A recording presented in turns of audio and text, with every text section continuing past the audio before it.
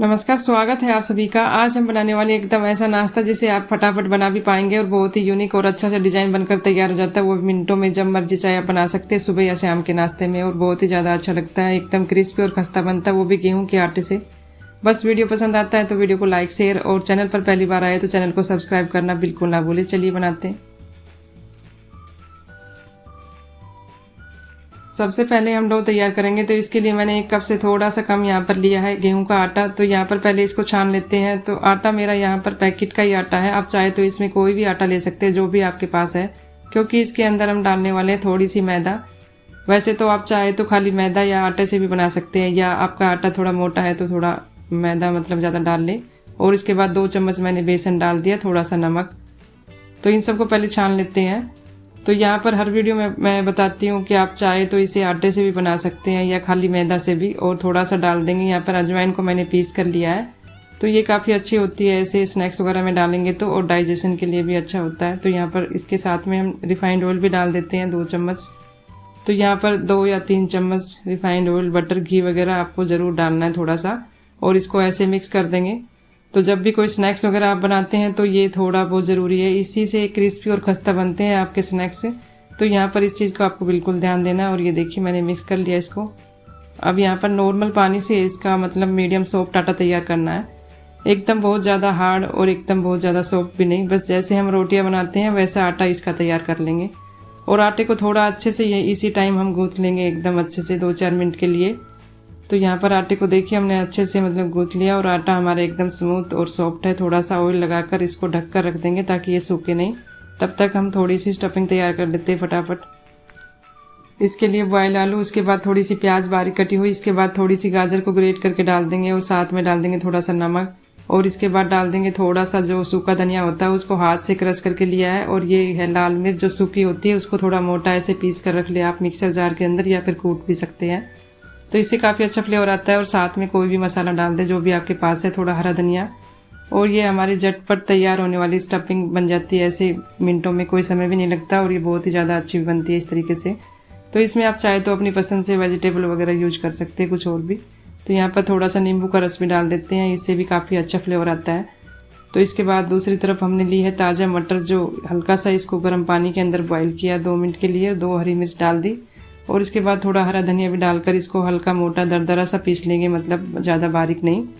तो ये एक हमारी दूसरी स्टफिंग सी तैयार हो जाएगी। इसके अंदर कुछ नमक, थोड़ा सा ब्लैक काला नमक, और थोड़ा सा डाल देंगे ब्लैक पेपर। तो थोड़ा सा बस डालना है, ज़्यादा नहीं। और हल्का सा ऐसे मिक्स करेंगे तो ये 2 फ्लेवर में स्टफिंग हमारी इंस्टेंट तैयार हो जाती है, कुछ भी आपको पकाने की ज़रूरत नहीं है।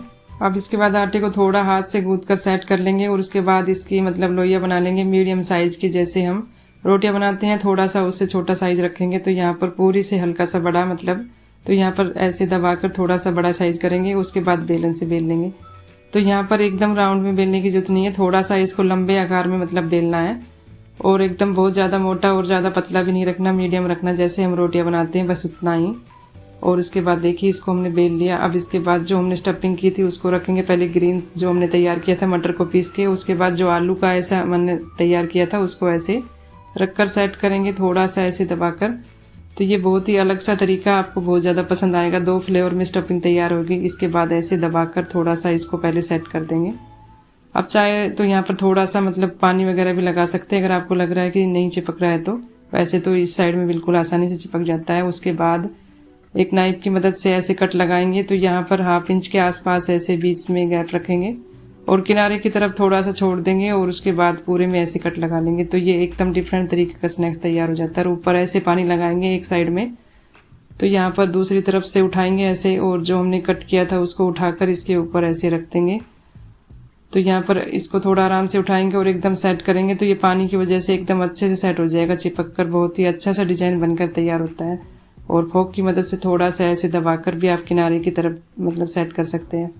तो है ना एकदम डिफरेंट और यूनिक नया सा डिजाइन, और झटपट बनकर तैयार हो जाता है बिल्कुल आसान तरीके से। तो थोड़ा सा मैं आपको और दिखा देती हूँ ताकि आपको समझ में आ जाए। तो यहाँ पर थोड़ा सा ऐसे देखिए रोटी को हमने बेल लिया, जो स्टफिंग हमने तैयार की थी पहले उसको रखेंगे थोड़ा साइड में जगह छोड़कर ऐसे पीछे की तरफ, और उसके बाद थोड़ा सा दबाकर सेट करेंगे। और पहले इसको ऐसे मतलब दबाकर एक साइड से सेट कर लेंगे। तो यहाँ पर इस तरीके से तो आपने नहीं बनाया होगा कोई भी स्नैक्स, तो आप ज़रूर ट्राई करना, आपको बहुत ज़्यादा पसंद आएगा। वो भी गेहूं के आटे से आप बना पाएंगे, आसान सा तरीका है। और आप चाहे तो ऐसे पानी लगा सकते हैं इसको ऊपर ऐसे ब्रश वगैरह से, और जो किनारे की तरफ है हल्का सा दबाकर ऐसे बढ़ा दे ताकि ये किनारे इसके अच्छे से चिपक जाए।